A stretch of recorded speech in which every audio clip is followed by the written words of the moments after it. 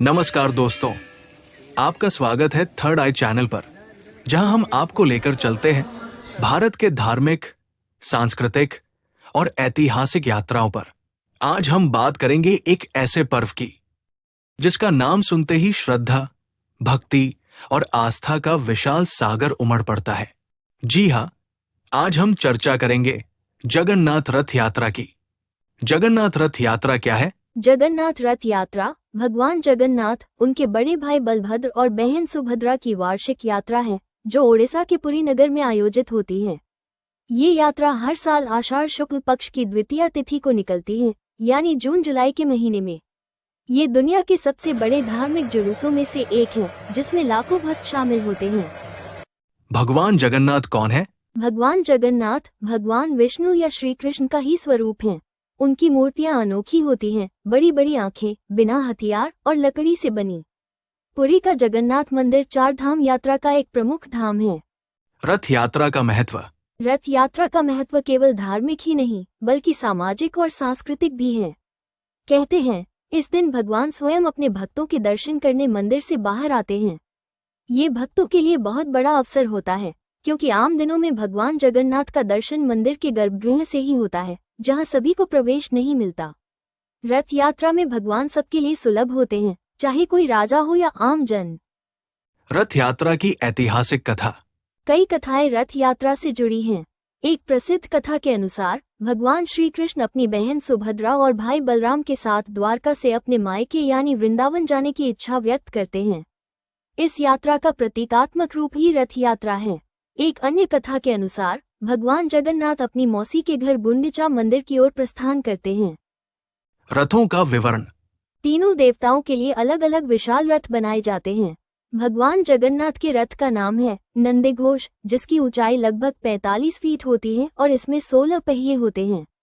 बलभद्र जी के रथ का नाम है तालध्वज, जिसकी ऊंचाई 44 फीट होती है और इसमें 14 पहिए होते हैं। सुभद्रा जी के रथ का नाम है दर्पदलन, जिसकी ऊंचाई 43 फीट होती है और इसमें 12 पहिए होते हैं। इन रथों को सैकड़ों हजारों भक्त रस्सियों से खींचते हैं और मान्यता है कि रथ खींचने से जन्म जन्मांतर के पाप मिट जाते हैं। यात्रा का मार्ग और कार्यक्रम।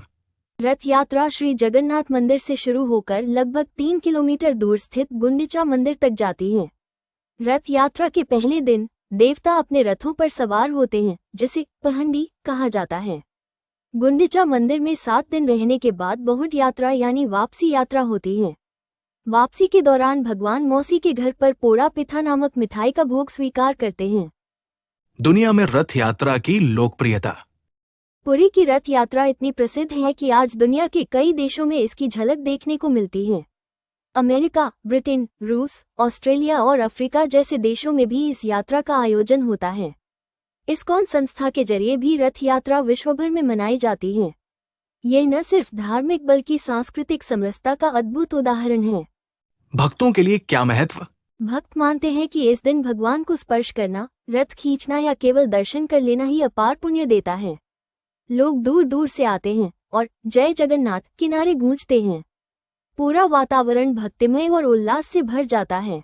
रथ यात्रा भगवान के सान्निध्य का एक ऐसा अवसर है जो हर किसी को अपने भीतर आध्यात्मिक ऊर्जा का अनुभव कराता है। पर्यटन और अर्थव्यवस्था पर असर। रथ यात्रा पुरी की अर्थव्यवस्था के लिए भी बेहद अहम है। इस दौरान लाखों श्रद्धालु पुरी पहुंचते हैं। होटल, भोजनालय, हस्तशिल्प, रथ निर्माण और विभिन्न सेवाओं से हजारों लोगों को रोजगार मिलता है।